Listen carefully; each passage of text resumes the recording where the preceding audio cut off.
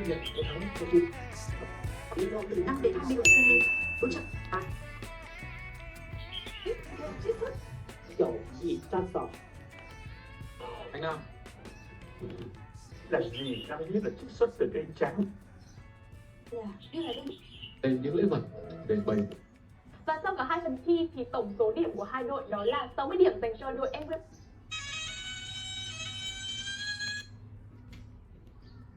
Cầm giai điệu đẹp mà phải qua cái nhân vật trọng Thêm vào phía dưới của tờ lịch đều có hai dòng chữ viết tay ạ.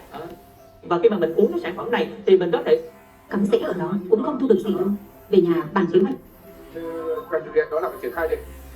Có sự thống nhất. 500 mét vuông. Lên chữ. Đường xa đi.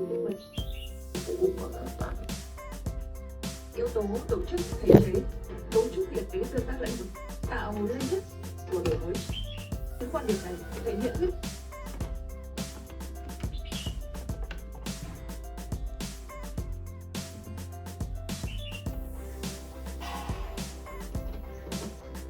Kiểm kinh tế xã hội 5 năm 2021-2000. Rau, từ sân cỏ thành sân trồng rau.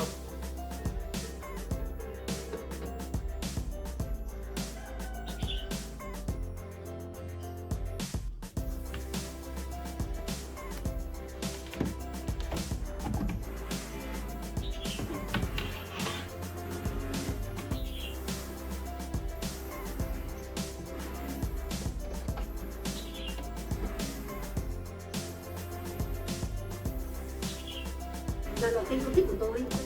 Cà chua leo ràng. Anh nhìn cái cây bánh xinh này mà xem. Bởi vượt lên trên. Đội chủ nhà đã bị thất bại. Là người ta sẽ chọn cây sạc tử.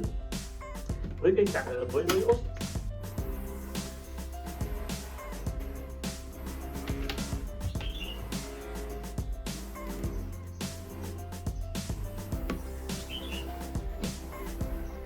Vậy Bác sĩ thời giải đáp vừa rồi của tiến sĩ Lê Thị Trung thì cũng đã có những thông